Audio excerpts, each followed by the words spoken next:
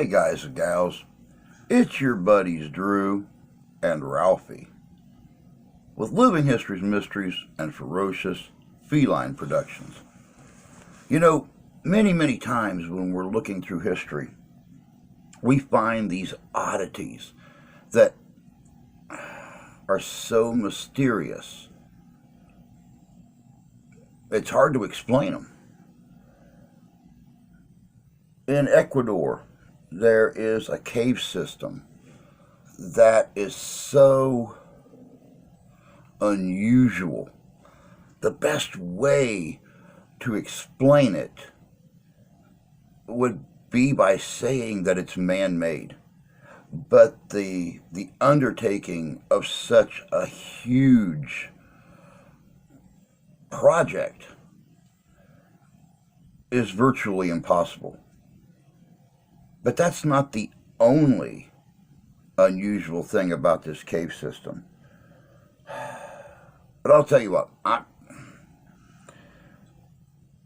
not going to go into a lot of detail about it. I'm going to let you check this out.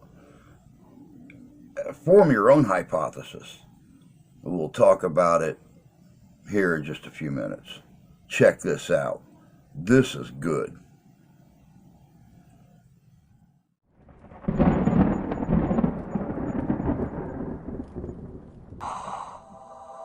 In 1973, Eric Anton Paul von Däniken would publish a book that would change the world. Because of this publication, Eric is thought of as the pioneering advocate of the ancient astronaut theory. He was solely responsible for bringing the ancient alien hypothesis to public attention. His book, Gold of the Gods, included extensive research regarding a lost and very ancient city buried beneath most of Ecuador. In the book, he would detail talks with a man known as Llanos Juan Moritz, a figure who had managed to extensively explore the abandoned ancient underground tunnel systems. The entrance to this forgotten world is entered through the Cuevo De Los Tayos, the Tayos Cave. While exploring, Llanos claimed to have stumbled across a secret passage which led to rooms filled with mounds of golden jewels and coins, and a golden sarcophagus placed within an intact ancient metallic library containing books made from a strange metal. Llanos' research suggested that the golden fortune, along with the sarcophagus and metallic library located within the artificial tunnels, had been placed there by a lost civilization with the help of extraterrestrial beings. Did Llanos Juan Moritz actually stumble upon an ancient alien tomb? A tomb which had managed to survive many thousands of years without being disturbed? Not only were the claims within von Däniken's book taken seriously, they resulted in the most expensive cave exploration ever undertaken. Stan Hall from Britain commenced upon this expedition in 1976 with the goal of finding the golden artifacts and hopefully an alien corpse. The expedition included over 100 people, including experts in a variety of fields, British and Ecuadorian military personnel, a film crew, and even former astronaut and first man on the moon, Neil Armstrong. The team also included 8 experienced British cavers who thoroughly explored the riskier of ancient tunnel systems, successfully conducting an accurate survey of the complex, producing a detailed map of the buried city. Unfortunately, little evidence of von Däniken's more exotic claims was found or remained. It is always a possibility that funded tomb robbers made it there first. It took over a year for Stan Hall to organize his team, a year which experienced a flurry of public attention directed towards what can only be described as drastically consequential claims. What's more, compounding evidence of the artifact's existence, unearthed from these exact cave systems, has miraculously been documented in the past. Not only had some of these mythical items been recovered, the artifacts had been bought and collected by a man known as Father Crespi. Father Crespi is considered a saint by some. He was born in Milan, Italy in 1891 and died in 1982. He was a Salesian monk who dedicated his life to worship and charity. He actually lived in the small town of Cuenca in Ecuador for more than 50 years. He did not have much wealth, but what he did have, he used to help the less fortunate. He was an avid collector of what could now be classified as impossible artifacts. He would encourage those who needed money to bring him whatever items they could find within the jungles, and he would pay them for their troubles. Although some are crude forgeries, he still paid them for their efforts. Some, however, brought to him from within these cave systems corroborate the stories of Erich von Däniken. Not only did these particular artifacts corroborate the story, but they were often made from solid gold, exhibited language and visually illustrated culture of an as-yet unknown but clearly highly developed ancient civilization. The collection also included several metallic books, inscribed with an exquisite unknown language. Upon Father Crespi's death, his collection was looted by unknown peoples. All artifacts of interest were replaced with obvious forgeries or simply stolen. Upon returning from their unsuccessful expedition, the lead researcher met with János Moritz's indigenous source, who claimed that they had investigated the wrong cave. Had the source been paid for his silence? What is interesting is the fact that the team's efforts were not entirely fruitless. Characteristics of the cave systems they explored matched that of the descriptions given by von Däniken. What's more, they actually unearthed zoological, botanical, and archaeological features, items which are unexplainable for the geographical location, unless it was visited by a group of people capable of traveling the seas far before Columbus. What do you think of the Tayos Cave's legendary golden burial chamber? A discovery that, although now concealed from the world, was photographed, studied, and documented thanks to the array of artifacts which had been amassed by an individual known as Father Crespi. An entire, seemingly alien metallic library, complete with hundreds of sheets of gold, platinum, and other precious metals, hammered out to reveal an astonishing, unknown language, clearly left by a people of tremendous capabilities. The caves in which this find is claimed to have been made is known as Cuevo De Los Tayos, and although such discovery is denied by the Ecuadorian authorities, the Ecuadorian and, interestingly, United Kingdom's governments funded an extensive search of the cave systems soon after the claims became public. It attracted the attention of numerous individuals who traveled into the depths of these caves, including Neil Armstrong, the first man on the moon. What we wish to focus on this video, however, is the enormous, seemingly man-made caverns, which are found to be within the cave systems.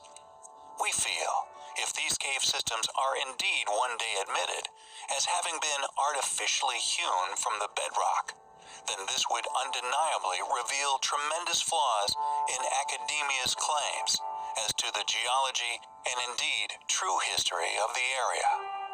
The cave system is so enormous, it has yet to be fully explored by modern man. Yet what has been explored has revealed highly compelling features which corroborate earlier claims of an artificial origin.